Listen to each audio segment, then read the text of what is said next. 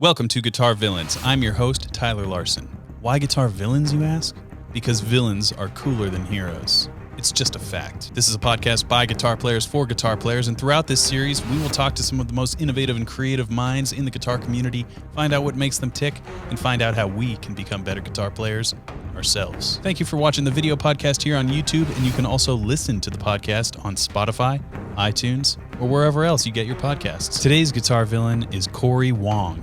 A groove master with a pocket deeper than Warren Buffett's, Cory is one of the leading forces in the world of funk and is an equally competent arranger, producer, and tone aficionado. From his awesome playing in the cult band that is Vulfpeck to his solo music, which just featured friend of the podcast Joe Satriani, Cory has made a name for himself through his rhythmic artistry and attention to detail as a musician. Cory's also very familiar with podcasts, as he has his own podcast called Wong Notes, so you know the two of us are going to be right at home on this episode of Guitar Villains.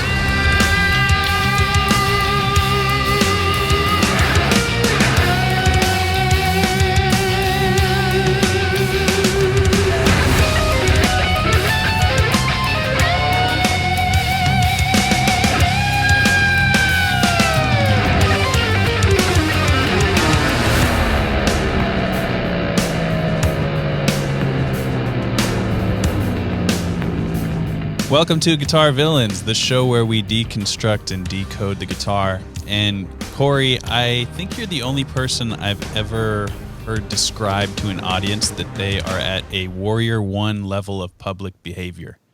I like to bring in analogies when it comes to live performance and public behavior, social situations. I'd say right now I'm chilling just like half Shavasana chilling right now. I'm You're like slightly child's pose. Yeah. I don't remember what they call it. But basically, you know, like everybody else, I've been in lockdown for 6 months, but I decided that we needed to get out of the house. And we live in Minnesota, so it's cold there already. Yeah. So we wanted to extend our summer by a month. So I'm down in Arizona. We packed up, came down to Arizona. I found a nice, affordable place to rent for a month. Mm-hmm. And it's good because now my kids can all have their own room. They share a room at our house. So, you know, we just needed a little more space and just a different environment to be in for a little bit. And yeah, I'm fortunate that it's working out for us to be able to do this. So, yeah. So that was live at First Avenue on Cory's YouTube channel. If you'd like to hear that little spiel, but that's right. How did you come up with that? Is that just, do you do yoga, or were you just preparing to tell the crowd what they need to expect? Two things. One, I do yoga. Number two, I think the Ultimate Warrior is hilarious. That character and that guy. Yeah. It is hilarious to me that was on TV, that these guys were, I mean, I don't know what they were doing back in the day, professional wrestling, but I was thinking about warrior poses in yoga and what would the Ultimate Warrior pose be in yoga. And then I was thinking about like the Ultimate Warrior himself doing yoga as part of his WWE workout routine, and I thought that it was a funny image. Yeah, and you had the image.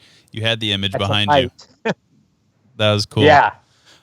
So the show is called Guitar Villains. We do things a little bit differently on the show. We're gonna play some games. I'm gonna try and get to the bottom of what makes you tick as a musician, and hopefully you'll have a great time. And next time you're coming through Nashville, maybe on a tour, fingers crossed, and we can get together and do this again. So I think villains are cooler than heroes. I've always found the characters are deeper and more memorable. So the first thing I want to ask is, out of all the movie or comic book villains out there, who would you say you identify with the most? This could be as simple as appearance or as nuanced as a character trait you share. Sure. If you want, I'll give you my answer first for which villain I think you're most like. Yeah, I'm just not a villains guy. That's why it's interesting for me to be here with you. I'm not villains guy, you know? Yeah. Well, you say that, but But a couple things. Come at me. What villain do you think I am most like? Okay. Well, I'm going to leave the striped shirt thing alone, and I don't think Beetlejuice is even a villain. But you share that resemblance as far as the appearance goes. But I think your supervillain doppelganger is the Joker. And let me tell you, this is high praise. Heavy. So, as we know, the Joker is cunning, strategic, charming, and a man of many talents. He's the ultimate example of the guy who can both flip the burgers and run the company. And now, which version of the Joker you are is a toss-up. I think it would be Jack Nicholson's interpretation, the original Batman from 1989 with Michael Keaton, because it just seems like a great fit considering soundtrack. He gets down to Prince in that. Great soundtrack. Yeah. So I think you would get down to Prince, of course, and you're also clearly a mastermind on your instrument, but you're also a band leader, a producer, and seem like you can do it all, but the whole time you're smiling. I like that. You know, I appreciate that. The Joker character is pretty heavy, though. Right. It's a lot of weight to carry. But I like the answer. You know, honestly, what I was first thinking of, my first answer I was going to go for, I have to ask if it's a villain, though, first. Okay. Is Willy Wonka a villain? Depends what stage you're watching the movie in your life. Exactly, right? Yeah. So, Willy Wonka is a creative mind. He can also operate a business. Yep. He expects the best out of people, but he demands the best out of himself. More than anything. Indeed. I would say that's a fit. I mean, there's no wrong answer here. This is more about examining. I'm going to go with Willy Wonka. Okay, Willy Wonka. I like that. That's great. Yeah, and he has some kind of devious stares. Yeah. Doesn't seem quite pure, if you know what I mean. Yeah, I like Willy Wonka. We're going to go with that one. Great. So, first things first, I have a couple softball lobs for you. I call this segment Burning Questions.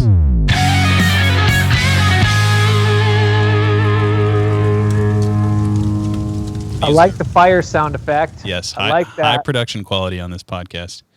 If you were to conduct a live masterclass or a live stream where anybody could ask you any questions about anything they want regarding music, these are the questions they would ask instead of asking you about guitar playing secrets and wisdom or anything else that could help them become a better player. They would no doubt spam you with these questions, which don't totally matter but must be answered.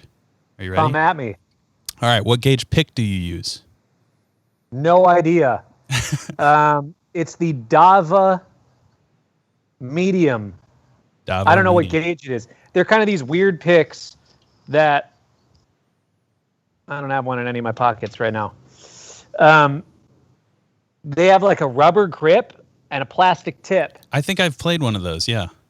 They're weird for most people, but they work for me. I change my grip a little bit, whether I'm doing single note strumming or whether I'm doing the rhythm thing. Mm-hmm.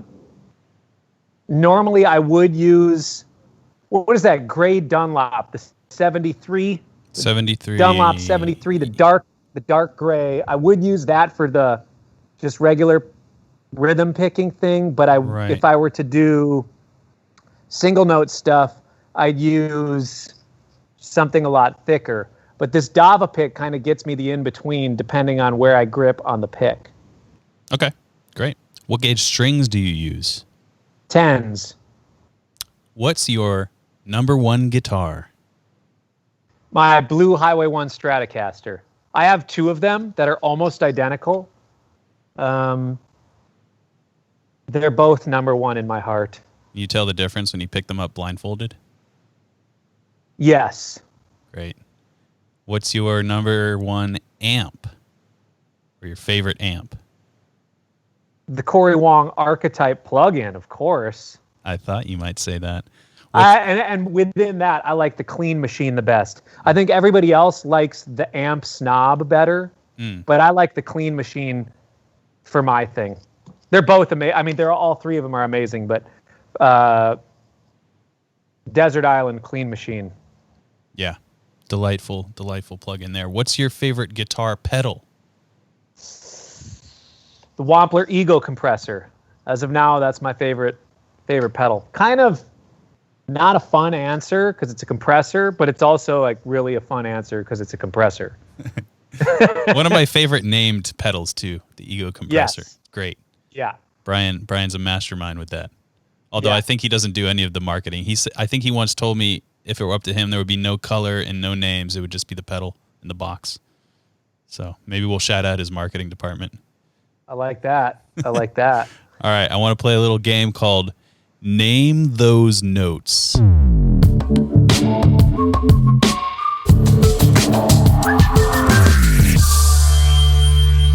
The concept is pretty simple. I'm going to play you a quick sequence of guitar notes from songs you've recorded over the years. And you have to tell me what song these notes come from. I like that. This is going to be interesting because hopefully I know my own catalog well enough. Yes, we're going to see how well you know your catalog and how well you can recognize your guitar playing. And it'll spur some conversation about the music too. So we're going to start with something that I think you'll get that might be pretty easy, and then we will get progressively harder. Does that sound good? That sounds great. I'm going to turn up here a little bit. Yeah, let me hear it. Here we go. That is F, C, E flat. Name those notes. That is Cory Wong, a Vulfpeck song. And it's actually, do you know where that recording is from, where it's taking place? That's a bonus question. Play it one more time. I don't know if you can identify audience clapping, but yeah, let's just say it's a large room. My first guess would be Madison Square Garden because that's where the live album is from. That's it. Yeah, it sounds like that crowd. Sounds indoors, but big. Yes. So that would be my guess. A truly epic. Confirmed. Yes. An epic guitar moment for you there. Just got so much fun. You have this delightful like funky precision to your playing. It's kind of loose and tight at the same time. Yeah. And as a guitar player watching you, I know you have to wield a certain level of flexibility to do what you do, tie in the little yoga element maybe, especially in the picking hand. But I think the misconception, and tell me if I'm wrong here, I think the misconception a lot of people have is that they look at the shiny object and forget about everything else. And in this case, the shiny object being the picking hand. But I think at least some or maybe more of the work to achieve your sound is actually happening in the fretting hand because of the muting. Yeah, there's a lot of nuance. See, to me, the right hand is the motor. But the nuance all comes from the left hand, which strings I'm pressing down, how hard I'm pressing on them, basically whether I'm actually sounding a note or if it's just a chuck. And then also sometimes almost pressing it down enough to make a sound so it sounds a little more choked out. There's a lot of nuance in the left hand. And in the muting and that sort of thing, and how many notes are actually being let through the door versus choked up. Yeah, like ghost notes almost. Yeah. And so the left hand has, to me, equal the amount of work, but the right hand is just the motor that's churning the stuff out. Awesome. Got another group of notes for you. Ready? Yeah. Here we go.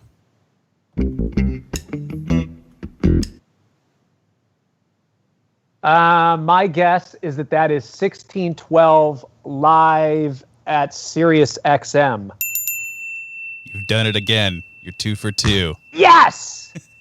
Why is it that funk, more than any genre, can have the best, the most effectiveness musically with the least going on, the least amount of notes? Can you talk about how arrangement of parts is so essential to the music you make and your own music? But Vulfpeck too.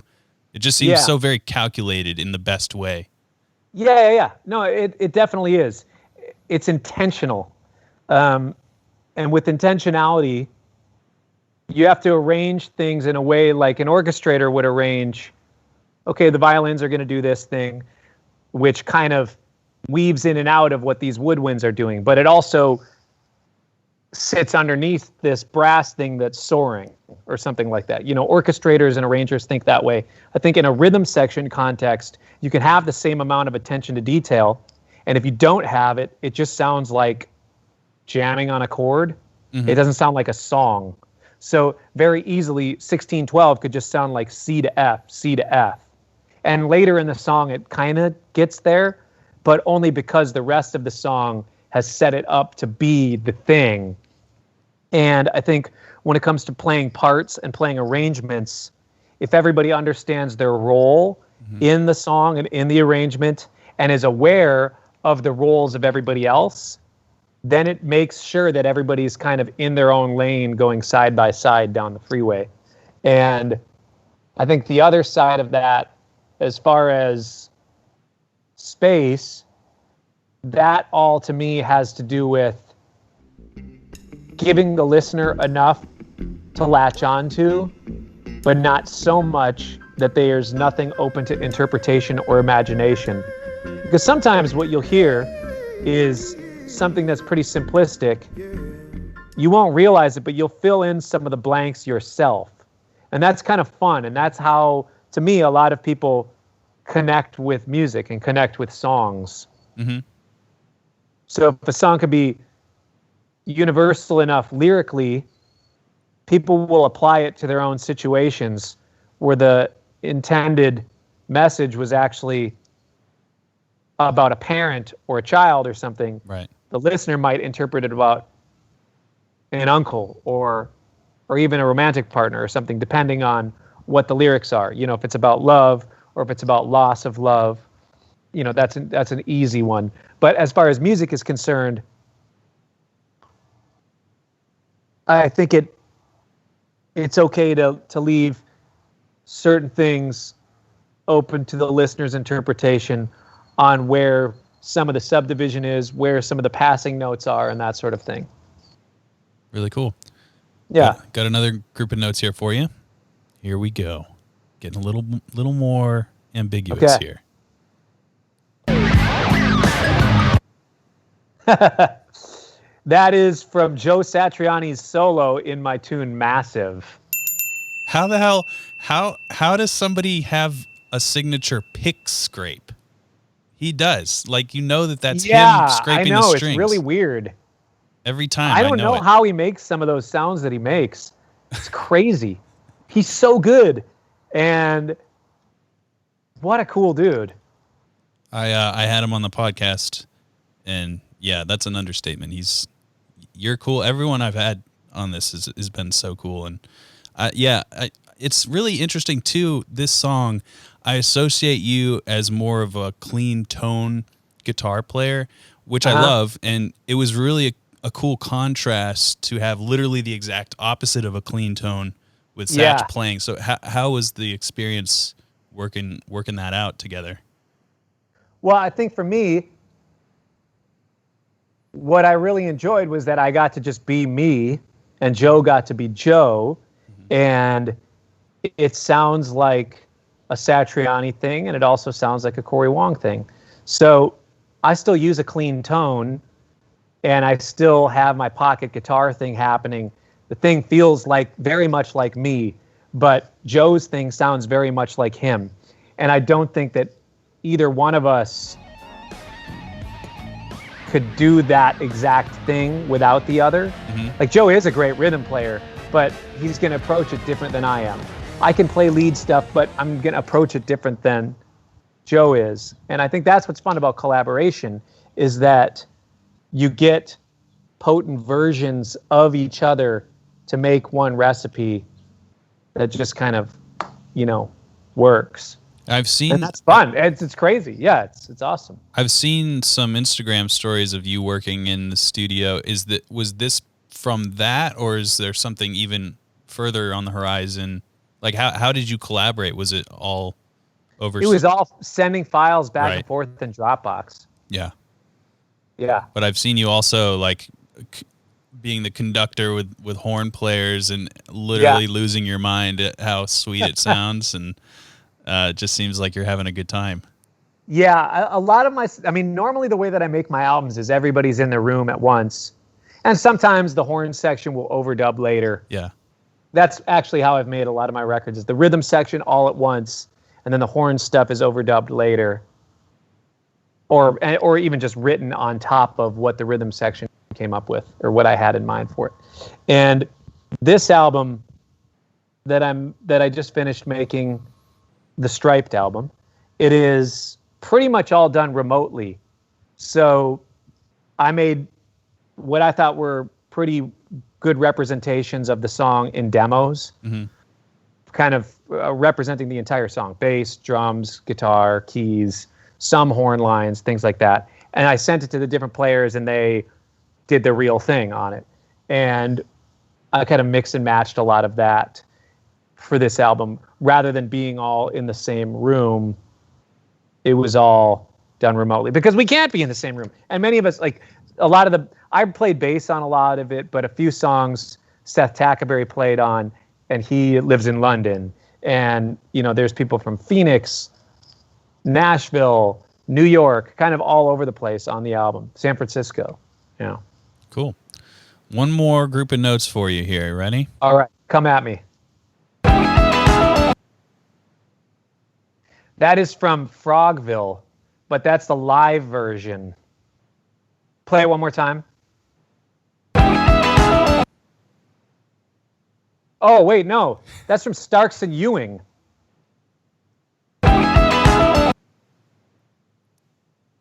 I have an extended version if you'd like it. Yeah. Give me the longer version. Oh, sorry. That's from The Optimist. Oh, I just heard the arpeggio thing in that key. Oh, weird. It is Just from The Optimist. You started on the 3 major chord, and I thought that it was 1. So Right. I heard the E. I heard me arpeggiating the E major chord. That's interesting. I didn't hear it that way because that's where I took the sound clip. So I knew it was in the middle of the solo. Yeah. For me, I heard the tang and the hump, and I heard the E arpeggio. So I figured that was tonic. And then as soon as you let it go, it's going. Yeah, I really like that's that cool. part. I really like that part of the song. Today's episode of Guitar Villains is brought to you by Guitar Super System. Are you tired of YouTube ads telling you that YouTube guitar lessons suck? Me too. I don't know about you, but somebody setting an acoustic guitar on fire or teaching crappy cover songs in front of a musty black curtain feels a little disingenuous to me. I'll get straight to the point. Join tens of thousands of other guitar players and visit guitarsupersystem.com to join the most popular independent guitar learning platform on the internet. If you're a beginner, there's an entire curriculum called the Beginner's Corner just for you.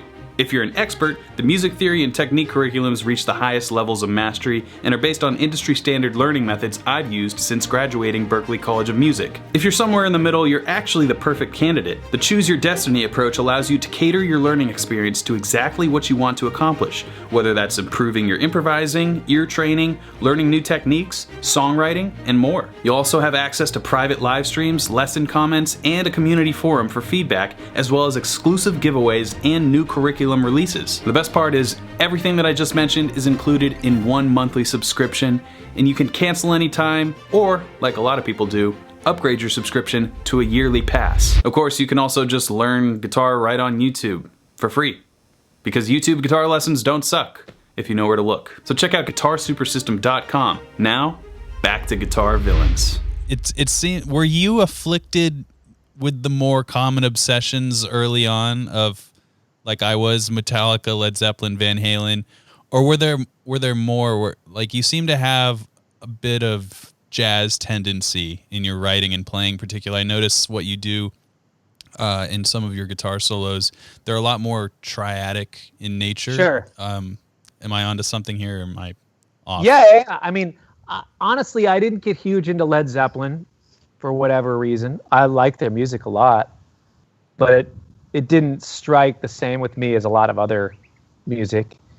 and like just my own personal thing. Right. I actually really like Metallica. I listened to a lot of Metallica growing up, and especially in middle school, like learning. Like my goal in life was to be able to play one note for note. Yeah. And I learned there's 3 guitar solos in that song, and I learned all 3 of them slowly, one at a time, and then learning all the other parts, which was fun. I basically just picked my favorite parts of each section. Like sometimes I played James's part, sometimes I'd play Kirk's part. Right. Going back and forth. But yeah, I listened to a lot of Metallica. Van Halen is insane. I'm still kind of afraid to get into Van Halen because there's so much depth there. But I love Van Halen. I just haven't done the super, super deep dive yet. But as far as the jazz thing, yeah, like there was several years where I was wanting to be a jazz cat. Right. Just in my brain, not necessarily in my heart. But that's when kind of things changed. When I realized, this stuff is fun, but it's not really me. It's fun because it's challenging to my brain, but it's not what I absolutely love playing with my heart and soul. So that's when I kind of switched over to playing what I do now. But I did study a lot of jazz guitar in college, and I transcribed a bunch of Matheny, Schofield, Martino, Wes. I like a lot of that stuff still to this day, but I'm not overtly jazz in what I do. Yeah, overtly is a good term to use because it seems like in the genre of jazz where everything is very refined and proper, you probably can't pull out some of your unbelievable stage moves in that context that you can now. Can you explain any of your stage moves? I mean, I could probably describe a few, but maybe yours by heart.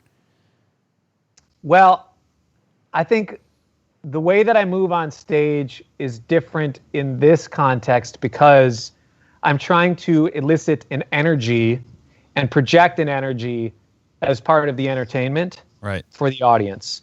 And the other thing is with Vulfpeck, a lot of times stage moves are a little more exaggerated because when you're on bigger stages, I noticed this from watching bands play stadiums, arenas, and club shows. Whether that be like Lady Gaga did that dive bar tour, and then watching her play the Super Bowl or other places. I think there's something to be learned from watching people or Usher or Beyonce or whoever, people that are just insane performers who have performance coaches and like really craft their performance side of things. Their movements are enhanced on bigger stages and in bigger audiences. So for me, I think about that and I try to have some awareness of that because for the person to the back half of the room, small motions on stage don't really translate.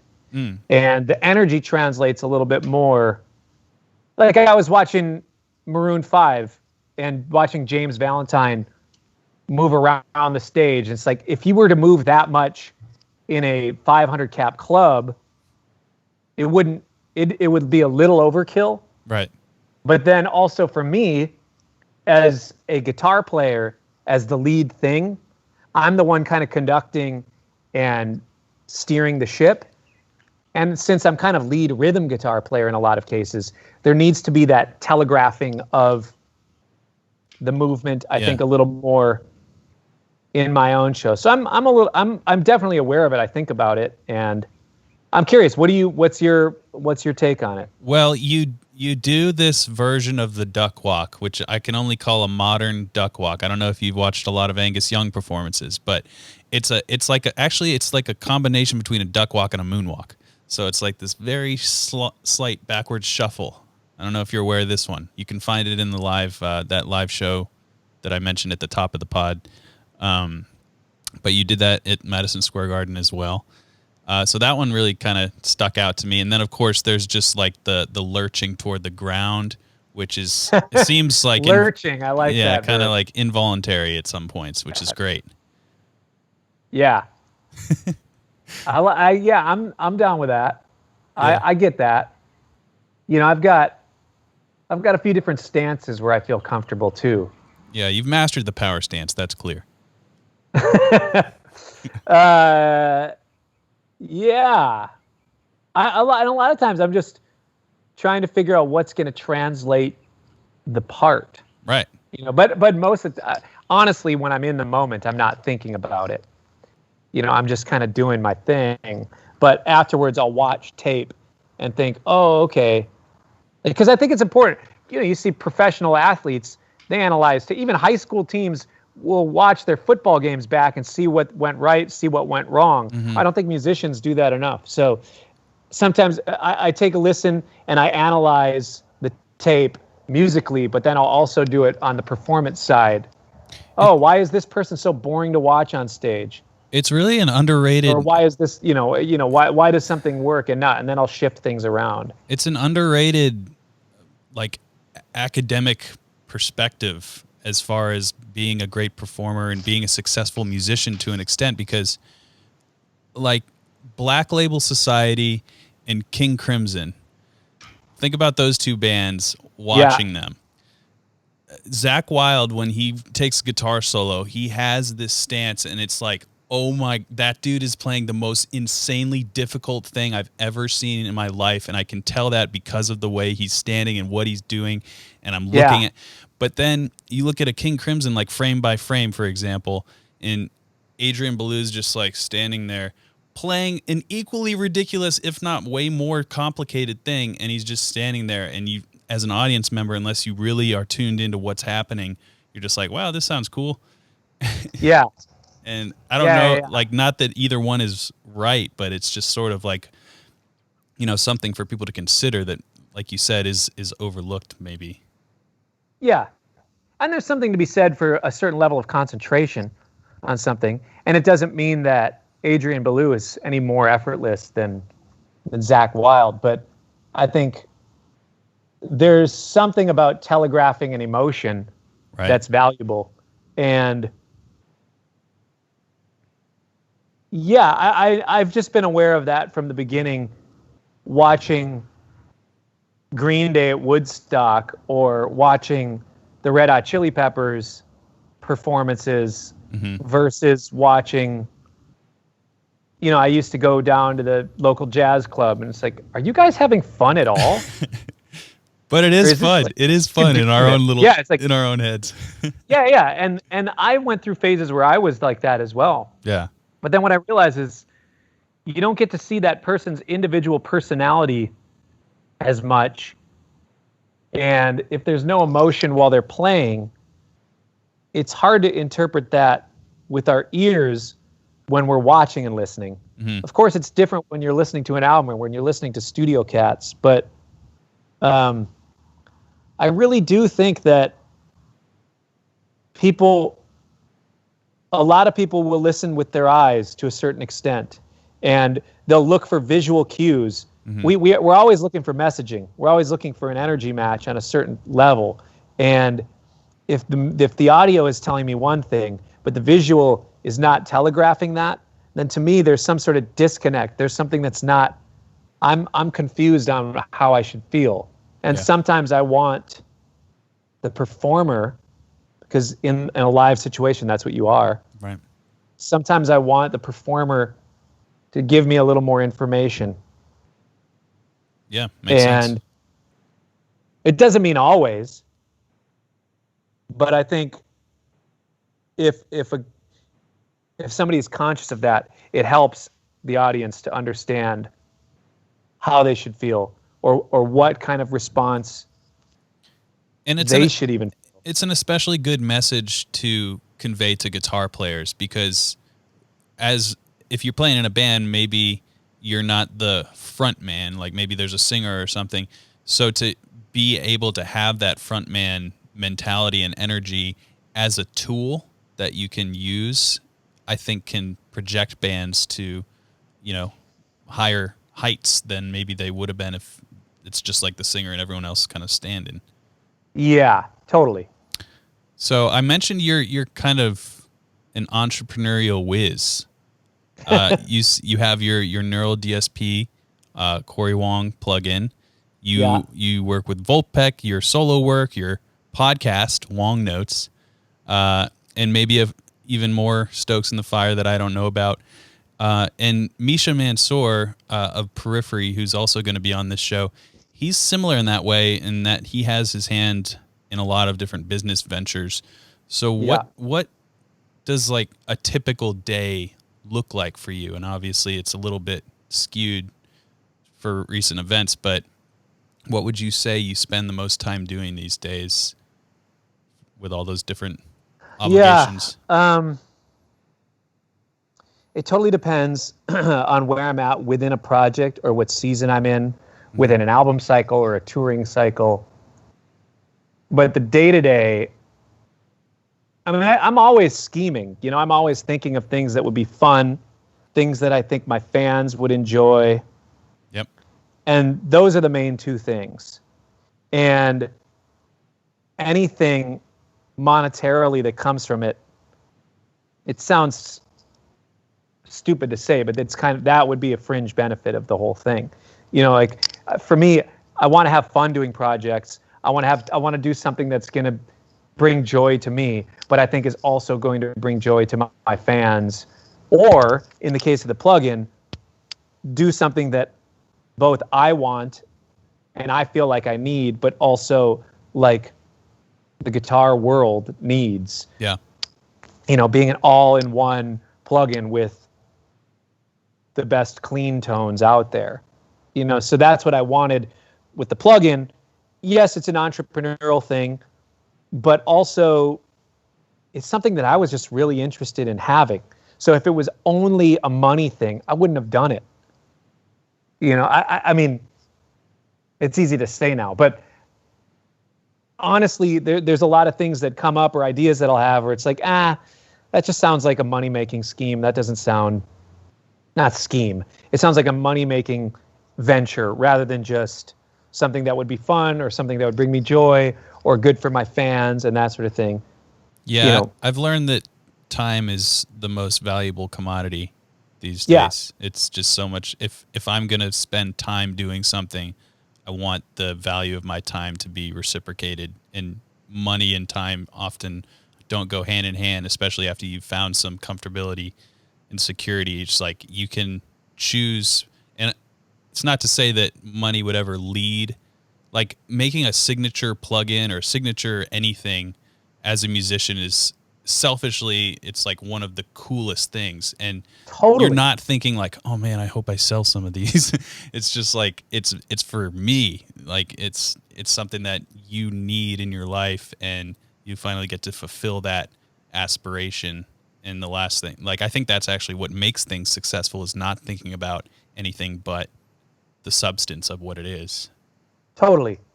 And yeah, it's fun to sell things with your name on it, but I think, that knowing that it's something, you're bringing something of value to the table is cool. And that's, even if it's just for yourself, to make something easier for yourself. For me, the plugin helps me record my guitars and make my albums a lot easier because I have all my tones in one plugin. And I think it also brings value to other people because it does that exact thing for you. Yeah.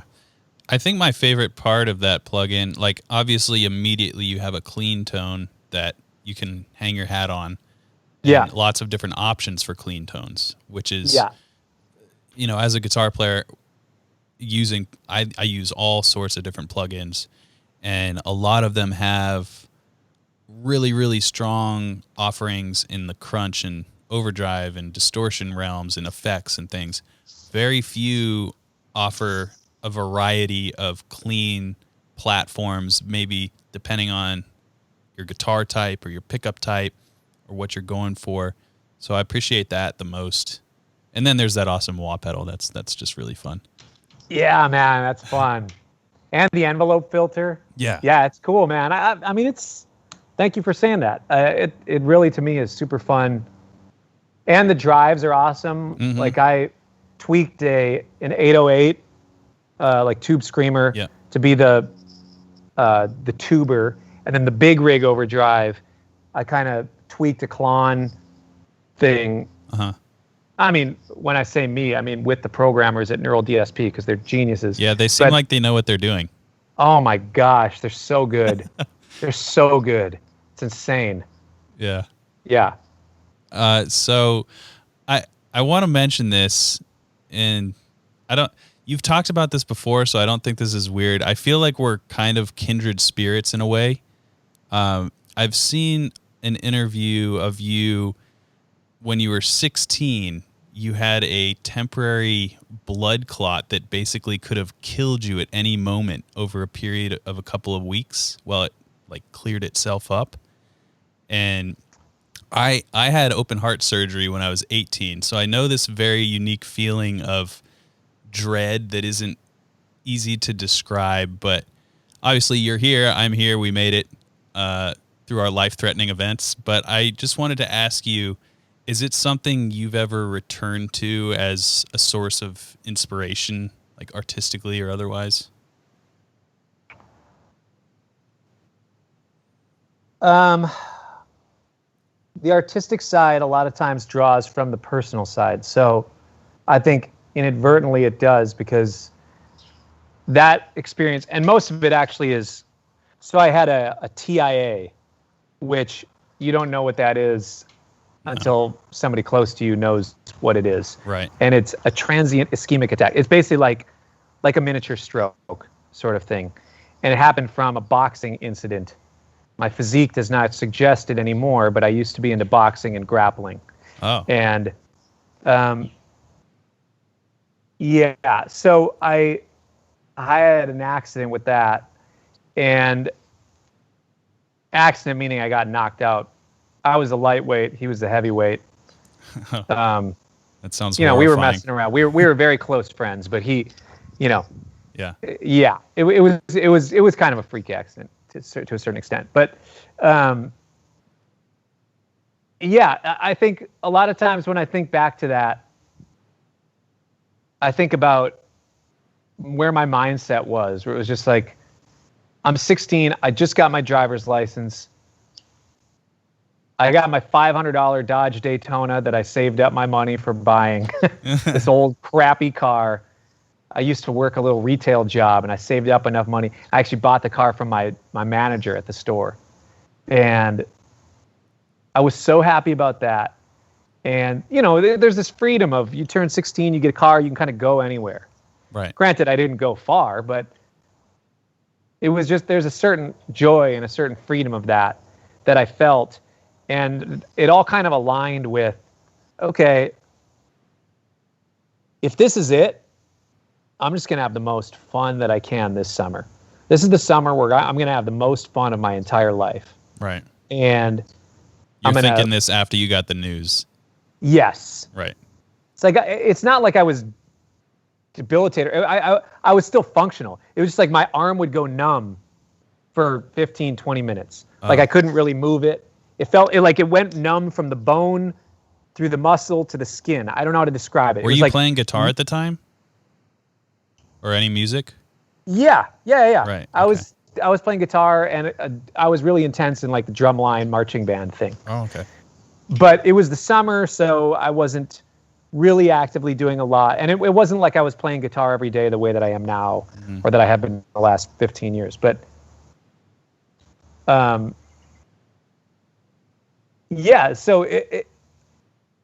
I just wanted to have fun. And my arm would go numb.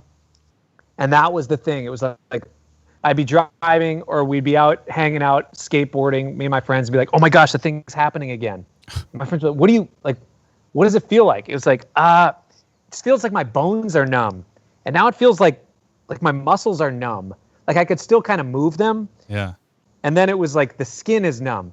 They're like, "We don't believe you." And then they did that snake bite thing on my arm. And just like, and like I just couldn't feel anything. They're like, "Oh my gosh." And then after when my arm woke up, then it was like, "Oh my gosh, that kill!" Finally the nerves came back, and it did hurt. But there is something to be said for something crazy like that happening at that age, where you maybe like you're just saying, "Hey, check this out, guys!" Like that sort of innocence, I guess you could call it, where I had the same Yeah. exact feeling where I was just telling my friends, yeah, I got to get like sawed open. It's going to suck. Anyways, what do you guys want to do later? And you know, playing sports and everything, I was good at sports, but I learned that I was actually only functioning at like 60% of my potential. So I would always brag to my friends. I just say like, I'm actually way better than you if I'm this good now. And so it was like an interesting time, but also maybe the best time because also you have the resilience of youth to recover. And I don't know. I just I don't have a lot of people that I meet that also have horrible, life-threatening things that happen to them at a young age and how they cope with it. It's always interesting to hear that. Yeah. Yeah, it's scary, man. I'm glad to see that you're well, and I'm glad to be well, obviously. Yeah, we did it. We did it, dude. We came out. We came out of it alive. Yeah. So I agree. I think there's something about a serious event happening in your life where you have to take a look at a deeper meaning of things. Yeah. And I have used it in my music too. Like I've thought about that and been inspired by it in ways, and it's almost like created music that it never would have come from me otherwise. And to bring it back to the guitar world, I think what makes you special as a guitarist is your ability to kind of serve the song and play just the right amount, which oftentimes is actually not a lot. And to me, this is something I really admire because most guitar players, including myself, sometimes have a tendency to fill space. Mm-hmm. But you're really good at leaving it, and we talked about this a little bit, but how have you avoided the trope that other guitar players fall into where you just were you heavily influenced by a certain style of music? Like you mentioned the drumline, which makes a ton of sense. I don't know how much that influences like the way you play rhythmically. Yeah. A lot. Yeah. Okay. It's like a light bulb going on. Yeah, that informs my rhythm and my time feel and the way that I see the grid. Okay. The way that I hear things lining up. Because when you're playing in a snare drum section, there's 6 of you or 7, 3, 5, I don't know. Doesn't matter. However many of you playing the exact same thing. Mm-hmm. And every time you hit a snare drum, it's a strong transient. The attack is very obvious. Mm-hmm. And if you aren't lining up at the exact same time as everybody else, you get flams. And once you start to get pretty good, then once you get past flam level, you're thinking about milliseconds and you're adjusting to each other in a moment where you need to make it all sound like one huge part rather than 6 snare drum players playing the same thing. It should just sound like one gigantic thing. And it's just so heightened and enhanced in a snare drum setting, especially because they're tuned so high and the stuff needs to be so precise. So for me, I took that listening and that attention to detail to the way that I play in a rhythm section in a band. And as far as like the parts and the trope of playing too much,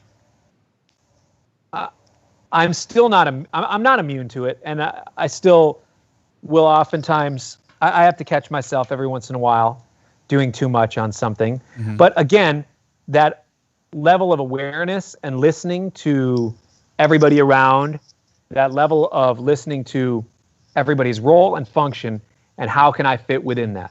Okay, then within the role and function, how is the drummer treating their subdivision? How's the keyboard player treating their subdivision? How are the horns treating their subdivision? Is that different? How can we balance this thing out? And everybody needs to listen to each other to really get into the thing. And as far as the parts thing, for me, as a guitar player in the Cory Wong band, it's just like, I'm the band leader. Yeah. I'm writing a lot of the songs, or I'm producing this. Like, I produced this song. That's enough for me. Or writing the song is a fun thing as well. Playing guitar, that's fun. But it's a bunch of different things. So I get my kicks in different ways, but also as the producer or as the band leader, I have to be aware of what's the lead thing in the moment, what needs to be the focal part, and what can I do to contribute and enhance that, but not get in the way of it. And I think that's the thing that most people, not most, that a lot of guitar players are not thinking about when they're overplaying or doing too much. They're not aware of what is the focal part? Why is it the focal part? What range are they in? What's the rhythmic density that they're in? What's their subdivision? How can I enhance what they're doing but not get in the way? I feel like that's that acumen for sonic understanding also comes from your production chops, Sure. Thinking about it in that way too. But it's a valuable lesson thinking about, okay, if I were to use an EQ pedal on each of these instruments, which frequency would I be adjusting? And you try and attack it from that perspective. That's really cool. Yeah. So finally, to loop in your guitar supervillain alter ego, I have one final question for you. Which villain am I? Am I Willy Wonka or am I the Joker? Well, you can choose whichever one you're more comfortable with, but this is more a question of like, you can't be afraid to deliver a hard truth, because oftentimes villains, they have a point in their own weird, twisted way, sometimes more than others. And like, look, you put the candy in your pocket. You missed the bridge. Like, listen back to the Pro Tool. Like, you literally missed the bridge. You can't be mad at me for calling you out on missing the bridge. All right, go with Willy Wonka. This is great. You're all right, in. Yeah. Okay, so here's the question. What do you believe about guitar that most guitar players would think is crazy? And like I said, this could be a hard truth guitar players need to hear, or something that others don't, or a misconception about the instrument, or whatever you want. What do you believe about the guitar or guitar playing that others might not? Easy. It is so much more about rhythm than it is about lead. That's that. Done. In the world of rhythm, harmony, and melody, rhythm is king. That's right. That's right. I love it. Cory, as we wind down here, I'd like to thank you for taking the time to be on Guitar Villains today. It's been an honor to chat with you and share some tales, and we'll look forward to seeing what treacherous plots you devise next in your musical endeavors. That's right. You never know what kind of candy I'm going to make that might make you turn into a blueberry.